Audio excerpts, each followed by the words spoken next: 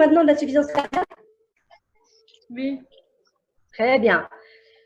Alors, maintenant, nous allons voir l'insuffisance cardiaque de l'enfant. Qu'est-ce qui caractérise l'insuffisance cardiaque chez l'enfant par rapport à l'adulte? D'accord? Alors, la définition, c'est pareil que l'adulte. C'est l'incapacité du cœur à assurer un débit sanguin suffisant aux besoins de l'organisme. Chez l'enfant, c'est une grande urgence parce que le pronostic vital est là. Elle est fréquente chez le nouveau-né et le nourrisson. D'accord? 90% des insuffisances cardiaques chez l'enfant, elles sont vues avant la première année de vie. Le diagnostic est facile parce qu'il est essentiellement clinique. Les étiologies qui donnent une insuffisance cardiaque chez l'enfant, et chez le nourrisson, c'est les cardiopathies congénitales, nourrisson et nouveau-né, d'accord? C'est essentiellement les cardiopathies congénitales. Chez le grand enfant, c'est les cardiopathies rhumatismales. Et on en voit de moins en moins parce que, comme vous savez, en Algérie, maintenant, le RAA, on le voit de moins en moins. D'accord? Il existe toujours, mais il est beaucoup moins fréquent qu'avant. Par contre, on a toujours beaucoup de cardiopathies congénitales puisqu'on ne fait pas de dépistage anténatal et on a beaucoup de mariages consanguins. Donc, dans votre tête, une insuffisance cardiaque, c'est nouveau-né et nourrissant et c'est cardiopathies congénitales. L'insuffisance cardiaque doit être traitée tôt, c'est-à-dire vous devez poser le diagnostic rapidement, d'accord? Et le plus tôt possible, et bien la traiter. C'est quoi bien la traiter? Quelle molécule médicamenteuse pour quelle insuffisance cardiaque? Et vous allez voir les étiologies par la suite. Donc, comme pour l'adulte, le débit cardiaque égale le volume d'éjection systolique fois la fréquence cardiaque. Donc, si vous avez une de ces altérations de ces facteurs, que ce soit le volume d'éjection ou bien la fréquence cardiaque, vous allez avoir un retentissement sur le débit cardiaque. Alors, si vous avez une tachycardie supérieure à 120 battements chez le nourrisson, d'accord, vous allez avoir une insuffisance cardiaque. Si vous avez une bradycardie inférieure à 40 battements, vous allez avoir une insuffisance cardiaque.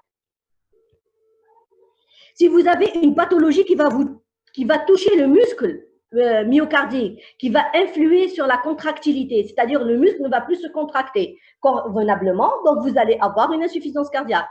Si vous avez une perturbation de la précharge, soit elle augmente dans les shunts gauche-droit, ou bien vous avez une rétention hydrosodée, vous allez avoir une insuffisance cardiaque.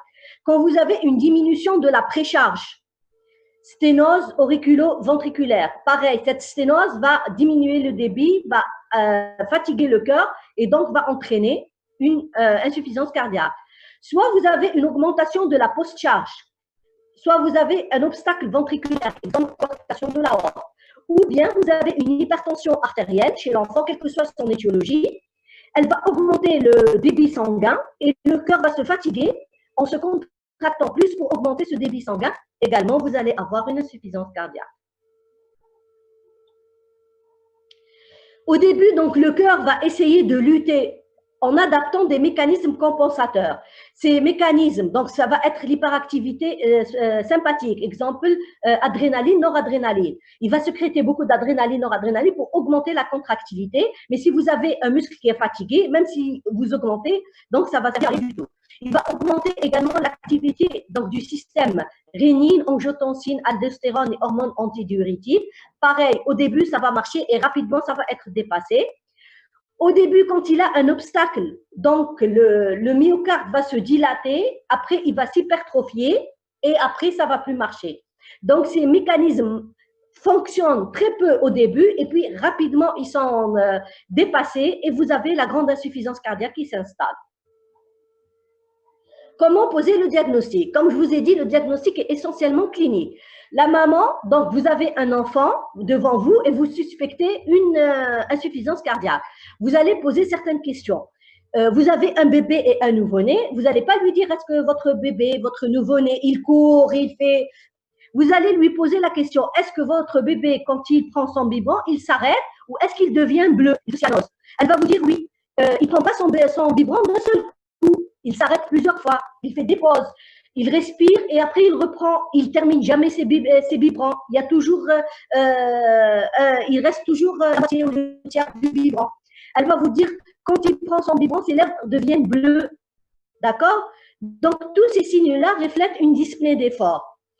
Quand il s'agit d'un enfant qui est scolarisé ou qui va dans une crèche et tout ça, Elle va vous dire, mon fils, il joue pas avec ses camarades. Il est toujours retiré. Dès qu'il court un peu, il devient bleu et il s'arrête. D'accord? Vous avez donc un enfant qui est devant vous. En général, que ce soit le nourrisson, il faut retenir en tête chaque enfant, que ce soit un bébé ou un enfant de 6 ans, 7 ans, etc. Quand il est porteur d'une maladie chronique, ça retentit sur son poids et sur sa taille. D'accord? Ça donne une stagnation ou bien un retard pondéral. Ce sont des enfants qui sont malades, qui ont une maladie chronique, qui ne grandissent pas aussi bien que les autres. Donc, ça va avoir un retentissement sur leur croissance. Vous avez toujours un retard statural ou un retard pondéral. Quand vous avez une cardiopathie congénitale, les enfants sont toujours hypotrophiques. Ou bien la maman, elle vous dit, mon fils est anorexique, il ne mange pas, etc. L'examen clinique maintenant, vous allez rechercher les signes fonctionnels à type de dyspnée. Vous allez voir que l'enfant a une polypnée. Quand vous allez prendre la fréquence respiratoire, vous allez voir que sa fréquence respiratoire est augmentée. Vous allez rechercher les signes de lutte quand il respire, un tirage sus ou sous-sternal, intercostal, un battement des ailes du nez, une toux coccluchoïde, d'accord, une toux cardiaque. Quand vous auscultez, vous n'avez pas de râle quand il n'est pas en OAP. Mais des fois, quand il est en OAP, vous avez une toux qui est très importante et bien sûr, vous allez ausculter des râles crépitants.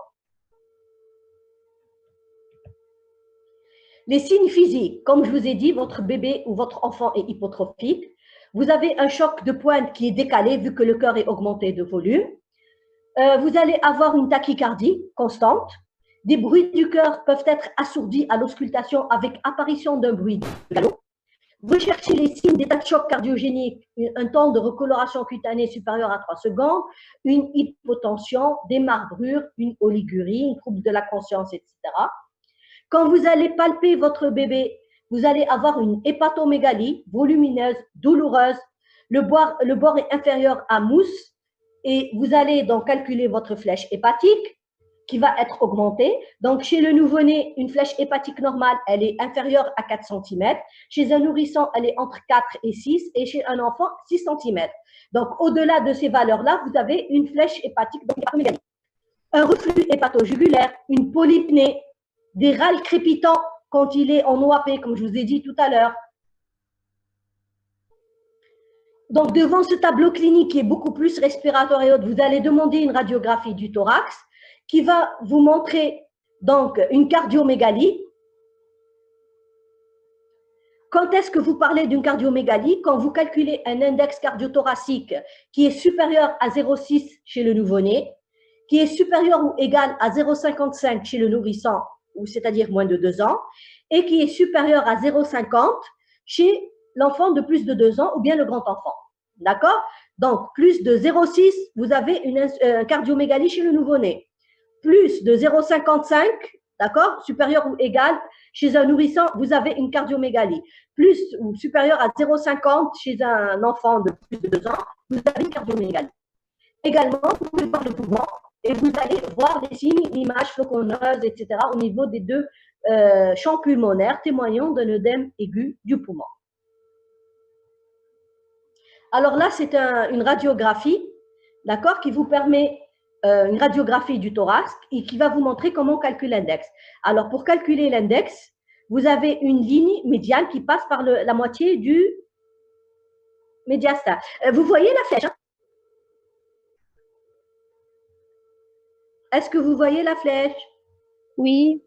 Oui. Très bien. Alors, vous avez donc là une ligne médiane qui passe par la moitié du médiastin, d'accord, au milieu. Vous avez une ligne que vous allez tracer du bord de cette ligne-là jusqu'au bord le plus éloigné, d'accord, à droite, et le bord jusqu'éloigné à gauche. Et vous tracez donc une ligne qui passe par la base du thorax. Donc, A plus B divisé par C vous permet donc de calculer l'index cardiothoracique. Pareil. Donc, voilà la ligne A. Donc, là, c'est le bord le plus éloigné. B, le bord le plus éloigné. Et C. D'accord? A plus B divisé par C, vous avez l'index. Là, d'ailleurs, vous avez une cardiomégalie qui est importante. Hein? D'accord? Parce que les sommets, ça là. Autre examen que vous allez faire, c'est le CG, qui vous permet donc de mettre en évidence une hypertrophie ventriculaire gauche si votre insuffisance cardiaque est ancienne. Vous avez également, vous permet de mettre un trouble du rythme, une tachycardie supraventriculaire, exemple, ou un BAV congénital ou autre, d'accord? L'échocardio est un élément important parce que, il vous permet de chercher l'étiologie quand vous avez une cardiopathie congénitale, d'accord? L'échocardio va vous dire est-ce que c'est une communication interventriculaire, une persistance du canal artériel, une sténose aortique, d'accord, etc. Et également, vous permet de quantifier la fonction ventriculaire. Elle permet de calculer la fraction d'éjection et la fraction de raccourcissement, que si elles sont effondrées, donc vous permet de mettre également en évidence le diagnostic d'une myocardite. Si vous avez le cœur, il n'y a pas de malformation congénitale et vous avez des fractions de raccourcissement d'éjection qui sont basses, donc vous êtes en faveur d'une myocardite. Donc, au total, pour poser le diagnostic d'insuffisance cardiaque, vous devez impérativement avoir une dyspnée à type de polypnée associée à une tachycardie, une hépatomégalie et une cardiomégalie. Si vous avez un de ces signes qui manque, vous n'êtes pas devant une insuffisance cardiaque. D'accord? Alors, il faut retenir deux fréquences augmentées. La fréquence respiratoire, donc polypnée, la fréquence cardiaque, tachycardie. Et vous avez deux volumes augmentés, l'hépatomégalie, donc le volume du foie, et le volume du cœur, la cardiomégalie. Donc, il faut ces quatre signes. Et ce qui est important également, l'enfant ne fait pas d'insuffisance cardiaque gauche et d'insuffisance cardiaque droite. L'enfant fait une insuffisance cardiaque globale. D'accord? Quelles sont les autres pathologies qui peuvent simuler une insuffisance cardiaque? Vous avez toutes les détresses respiratoires néonatales, qu'elles soient d'origine infectieuse, malformative, telles que l'emphysème lobaire géant et autres. Vous avez les crises d'asthme, surtout l'asthme du nourrisson, les bronchopneumopathies. D'accord? Des fois, elles peuvent être dyspnéisantes avec une tachycardie, etc., une dyspnée, mais vous n'avez pas l'hépatomégalie. La staphylococcie pleuropulmonaire également. Vous avez donc un tableau qui est dramatique, qui est respiratoire, etc., mais vous n'avez pas la fièvre dans l'insuffisance cardiaque. La staphylococcie, vous avez la fièvre. Vous avez les signes digestifs également, d'accord? Et vous avez les images pulmonaires qui sont rapidement changeantes. Le corps étranger, pareil. Donc, un bébé qui a avalé quelque chose, il peut venir dans une grosse détresse avec dyspnée, tachycardie, cyanose, etc. Les intoxications aux salicylés, quand la maman donne beaucoup d'aspégiques ou d'anti-inflammatoires, surtout l'aspégique, d'accord, l'acide d'acétylsalicylique, arrivée à une dose toxique, elle donne une dyspnée avec respiratoire superficiel et ample, etc. D'accord? Maintenant, les étiologies. Alors, le nouveau-né et le nourrisson. Vous avez des étiologies, donc essentiellement les cardiopathies congénitales, comme je vous ai dit. Toutes les cardiopathies congénitales, d'accord? En dehors de la tétralogie de Fallot. La tétralogie de Fallot ne complique pas par une insuffisance cardiaque. Elle peut compliquer par AVC, elle peut compliquer par accident thromboembolique, par abcès du cerveau, etc. Mais elle ne complique pas par insuffisance cardiaque. En dehors de ça, vous avez toutes les malformations valvulaires, toutes les shunts gauche-droit, CIV, CAV, c'est le canal atrioventriculaire. PCA, CIA, toutes ces pathologies congénitales peuvent compliquer par une insuffisance cardiaque. Vous avez les troubles du rythme. Vous avez un trouble du rythme qui n'est pas secondaire à une cardiopathie congénitale, d'accord? Je vous explique que, par exemple, vous pouvez avoir une communication interventriculaire, une CIV, qui peut être compliquée d'une TSV ou d'extrasystole ou autre. D'accord? Et là, on dit que le trouble du rythme est secondaire à la cardiopathie. Mais parfois, vous avez des troubles du rythme sans cardiopathie congénitale.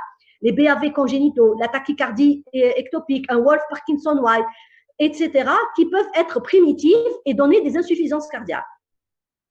La myocardite virale, qui est fréquente, c'est-à-dire c'est des bébés qui vont venir, en général moins de 2 ans, qui ont été vus par des pédiatres auparavant, c'est-à-dire ils ont été vaccinés, ils ont fait des infections, le pédiatre n'a jamais ausculté de souffle, etc., qui vient dans un tableau de décompensation cardiaque. La maman, elle va vous dire, il y a une semaine ou il y a 15 jours, il a fait une rhinopharyngite. D'accord? Et c'est cette rhinopharyngite qui va engendrer une myocardite virale. D'ailleurs, vous allez faire une échocardio, vous n'allez pas trouver de cardiopathie congénitale, mais vous allez voir un muscle cardiaque qui a une fréquence de raccourcissement diminuée, une fraction d'éjection qui est basse. Le grand enfant, comme je vous ai dit, Donc, vous faites, qu'est-ce qu'il peut donner? Donc, on a dit les cardites rhumatismales, les endocardites sur cardiopathie existantes, les péricardites, donc la péricardite, qu'elle soit d'origine, exemple, lupus, maladie, arthrite chronique juvénile, etc., infectieuse, virale, etc. Les myocardites, myocardiopathies restrictives, elles sont exceptionnelles, ou bien une tumeur cardiaque, d'accord, telles que les myxomes, etc., qui peuvent se révéler par un tableau de décompensation cardiaque chez le grand enfant. Quand vous faites l'échocardio, vous trouvez votre tumeur cardiaque. Les causes extra-rénales, donc en général chez l'enfant, en général c'est rénal. Si vous avez une glomérulonéphrite hypertensive, d'accord, c'est cette hypertension artérielle qui va vous donner une décompensation cardiaque. Quand vous avez un nourrisson qui a un syndrome hémolytique et urémique, ce qu'on appelle le CHU, en général c'est des bébés qui ont fait des infections gastro-entérites, etc., qui vont se présenter dans un tableau d'hypertension artérielle, d'insuffisance rénale, de thrombopénie, d'accord. C'est cette hypertension artérielle qui va vous donner une décompensation cardiaque. Ou bien vous avez une hypertension artérielle vasculaire également qui peut décompenser. Les anémies aiguës, d'accord? Exemple, le déficit en G6PD, d'accord? Vous allez faire ça dans les anémies hémolytiques.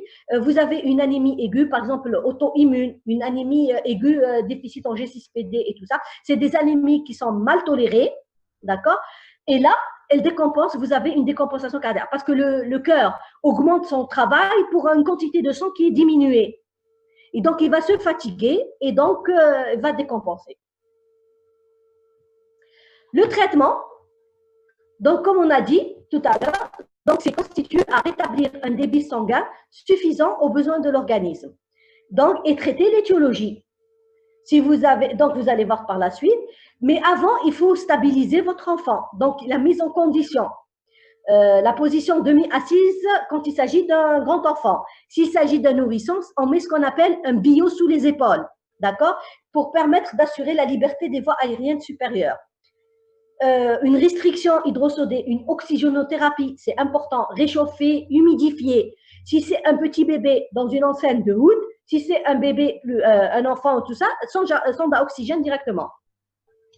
Si l'enfant est grand, et il faut le rassurer, lui expliquer que c'est pas grave, qu'on est là pour lui. Un bébé, que la maman reste à côté pour le rassurer, qu'il ne soit pas agité encore plus. Et là, une fois que vous avez donc mis en condition votre bébé, vous commencez votre traitement. La première molécule qu'on utilise, c'est la digoxine.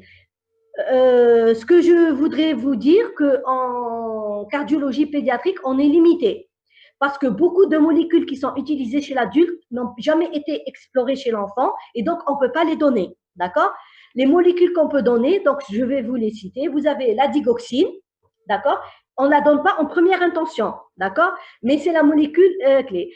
On la donne donc par voie orale, à raison, donc solution, elle se présente sous forme de sirop, à raison de 1 cc contient 50 microgrammes, ou bien en comprimé chez le grand enfant, à raison de un comprimé contient 250 microgrammes. La digoxine existe également sous forme intraveineuse. Une ampoule contient 500 microgrammes. La digoxine a une action inotrope positive, ça veut dire elle augmente la contractilité, et chronotrope négative, elle diminue la fréquence. Donc, on va voir donc, le traitement qu'on donne de la digoxine. D'accord? Donc, moins de 3 kg, on donne 15 microgrammes par jour en 2 prises. 3 à 6 kg, 20 microgrammes par kilo par jour. 6 à 12 kg, 15 microgrammes par kilo en 2 prises. Et 12 à 24, 10, plus de 24, 7. Exemple, s'il fait 10 kg, vous donnez 150 microgrammes, 75 microgrammes à 8 heures du matin, 75 microgrammes à 8 heures du soir. La voie intraveineuse n'est utilisée sauf si le bébé ou l'enfant vomit d'une manière très importante. Donc, il ne peut pas garder, donc parfois, là, on ne peut pas utiliser la voie orale, donc on peut utiliser la voie intraveineuse. Si, par exemple, il fait 10 kg, vous donnez 150 microgrammes, la dose, vous la multipliez fois 0,7 pour la donner, vous la partagez en deux pour la donner donc par voie intraveineuse. D'accord? 150 fois 0,7, la dose que vous avez, vous la partagez en deux et vous donnez le matin et le soir. Quand vous donnez la digoxine, vous surveillez étroitement cliniquement l'enfant, vous surveillez ce ECG et vous faites un dosage de la digoxinémie. La digoxine est contre-indiquée si vous avez un obstacle. Quand vous faites une échocardio et vous entendez obstacle, rétrécissement, la digoxine est contre-indiquée. Le Wolff-Parkinson-White, pareil, contre-indiqué. Le choc cardiogénique, contre-indiqué. Vous donnez les inotropes positifs, d'accord? Dobutrex, dopamine, etc. Quand vous avez une péricardite, quelle que soit son étiologie, vous ne pouvez pas donner parce que vous allez augmenter une contractilité d'un cœur qui est entouré d'un péricarde rempli d'eau. D'accord? Pareil, vous avez une anémie aiguë. Pareil, vous ne pouvez pas donner de digoxine. Vous devez transfuser. Ça va traiter cette insuffisance cardiaque et non pas donner de la digoxine parce que vous allez augmenter la contractilité avec une quantité de sang qui reste encore diminuée. Si vous avez un BAV, vous ne donnez pas de digoxine. Vous allez surveiller, pourquoi on a dit on surveille clinique, ECG, digoxine, pour rechercher les effets secondaires. L'apparition de nausées, de vomissements, de douleurs abdominales et de diarrhée qui n'existaient pas auparavant, vous arrêtez le traitement. Vous faites un ECG. Si vous avez une tachycardie qui augmente par rapport, par exemple, il était à 100 et il est passé à 120. Voilà, il était à 120, il est passé à 130. Vous arrêtez. Vous avez apparition de troubles du rythme et de la conduction qui n'existaient pas. Vous arrêtez. Vous avez apparition d'extrasystole qui n'existait pas. Vous arrêtez. D'accord? Si vous avez une digoxinémie supérieure à 5 nanogrammes par millilitre, vous arrêtez. Parce que la norme chez l'enfant, chez le nourrisson, doit être inférieure à 5 nanogrammes. Si chez le grand enfant et le préma, vous avez supérieur à 3 nanogrammes par millilitre, vous arrêtez. D'accord? C'est des signes d'intoxication digitalique. Les deuxièmes molécules maintenant, c'est ce qu'on utilise en première intention. D'accord? Je vais vous les donner, je vais vous expliquer comment on fait le traitement. Les diurétiques, qu'est-ce qu'on peut utiliser? En pédiatrie, on ne peut utiliser que l'azilix et l'aldactone, furosémide, spironolactone. Les autres, on n'a pas les mêmes pour les utiliser, ou bien très peu chez l'enfant plus grand. Elles jouent un rôle important avec une diminution de la précharge. Ils inhibent l'absorption du sodium. Alors, le furosémide, il existe sous forme de comprimés à 20 et 40 mg. La forme sirop n'existe pas en Algérie, même à l'étranger. En poudre de 20 mg. D'accord? Vous avez un enfant qui est en détresse respiratoire, en insuffisance cardiaque. Vous commencez par le flasher par de l'azilix. Vous utilisez en phase d'attaque 1 à 2 mg par kilo par prise. D'accord? Toutes les 6 à 8 heures.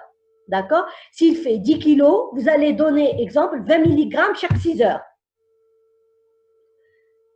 Puis, une fois il est stabilisé après 24 heures, vous allez donner 1 à 2 mg par kilo par jour. Ça devient par jour. Et donc, les 20 mg nickel chaque 6 heures, ou par 24 heures. D'accord? La phase d'attaque, on utilise la voie intraveineuse. D'accord? C'est ce qu'on appelle flasher. Vous donnez, par exemple, 20 mg en IVD. Une fois il est stabilisé, vous allez donner 20 mg, d'accord, 2 fois par jour. Là, vous allez utiliser les comprimés, exemple 20 mg, un comprimé le matin, un comprimé le soir. Vous n'avez pas le 20 mg, vous utilisez le 40 mg, un demi-comprimé le matin, un demi-comprimé le soir. On les fait dissoudre, d'accord, ou le choco. Il faut surveiller la déshydratation, puisque ce sont des jeunes nourrissons. C'est pour ça que l'examen clinique doit être 2 fois par jour avec le pli cutané à la recherche de déshydratation. Il faut rechercher l'hypokaliémie parce que le furosémide est un diurétique hypokaliémiant. D'accord? Mais si vous l'utilisez avec une autre molécule, vous allez voir, elle est épargnante du potassium, donc ce n'est pas la peine de rechercher l'hypokaliémie.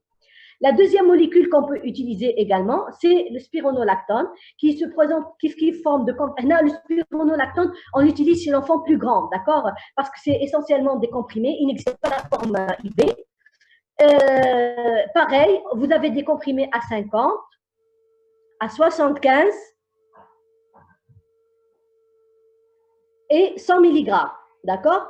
Et la posologie est de 3 à 5 mg par kilo et par jour en 2 prises, mais 2 en traitement d'entretien. Kif kif, يهرسوه ويحطوه في شوية ماء à partir de 6 ans, etc. Parce que c'est plus facile d'utiliser la voie intraveineuse au début, ou m'a dit que vous pouvez prendre le relais par l'aldactone. Ou là, si c'est un enfant plus grand, vous pouvez utiliser l'aldactone d'emblée en 2 prises par voie orale. D'accord? Troisième molécule, ce sont les vasodilatateurs, les plus utilisés qui même chez l'enfant. Comme l'IEC, l'inhibiteur d'enzymes de conversion, comprimé à 25 et à 50 mg. Il inhibe l'angiotensine 2, diminue la résistance systémique. 2 à 4 mg par kilo par jour, mais comme vous savez, c'est un hypotenseur, l'holopril, ce n'est pas un anti-hypertenseur. Ça veut dire que les gens qui ont une l'holopril, la tension. D'accord? On utilise des petites doses au début et on augmente progressivement en surveillant la tension artérielle. Il est contre-indiqué en cas d'insuffisance rénale. La voie intraveineuse, on peut utiliser le dihydralazine, qui est un vasodilatateur artériel qu'on peut utiliser par voie intraveineuse. La forme orale n'existe pas en Algérie. D'accord? Le bêta-bloquant qu'on peut utiliser, c'est le carvedilol qu'on utilise en milieu hospitalier, mais à 1 mois après l'épisode aigu. D'accord? Maintenant, pratiquement, راكم في garde ou عندكم un bébé qui gère comme عنده insuffisance cardiaque, راكم في الليل. D'accord? Qu'est-ce que vous faites? On commence toujours par les diurétiques. On associe l'IEC, d'accord? On stabilise notre enfant. Le lendemain, on a l'échocardio. Si notre enfant est stable, c'est bon. Si l'échocardio n'a pas de contre-indication et l'enfant a toujours une fréquence raccourcissement basse, etc., on utilise la digoxine, d'accord? D'emblée, on n'utilise jamais la digoxine. Toujours diurétique, vasodilatateur, échocardio, et après, on décide ou pas de mettre la digoxine. J'espère que vous avez compris. Les étiologies, donc traitement chirurgical, si vous avez une cardiopathie congénitale, il faut l'opérer, CIV, CIA, PCA, coarctation, etc. Si vous avez une cause médicale, si vous avez une cardite rhumatismale, vous traitez votre insuffisance cardiaque, entre-temps, vous commencez les corticoïdes et les antibiotiques. Vous avez une insuffisance cardiaque sur endocardite infectieuse, les antibiotiques. Vous avez une hypertension artérielle avec insuffisance cardiaque, vous commencez les antihypertenseurs. D'accord? Traitez l'étiologie. Parce que, comme je vous ai dit, l'insuffisance cardiaque est une conséquence, ce n'est pas une maladie. D'accord? Mais comme je suis normal, mais une insuffisance cardiaque. Il a toujours quelque chose, qui décompense en insuffisance cardiaque. Donc, il faut traiter cette quelque chose et traiter l'insuffisance cardiaque aussi. D'accord? En conclusion, donc l'insuffisance cardiaque est un syndrome clinique grave relevant d'étiologies multiples. Le traitement est symptomatique, il ne permet qu'un passage d'un cap difficile. C'est une urgence diagnostique et, comme je vous ai dit, thérapeutique. Et je vous remercie. On se retrouve à 11h. Est-ce que vous avez des questions?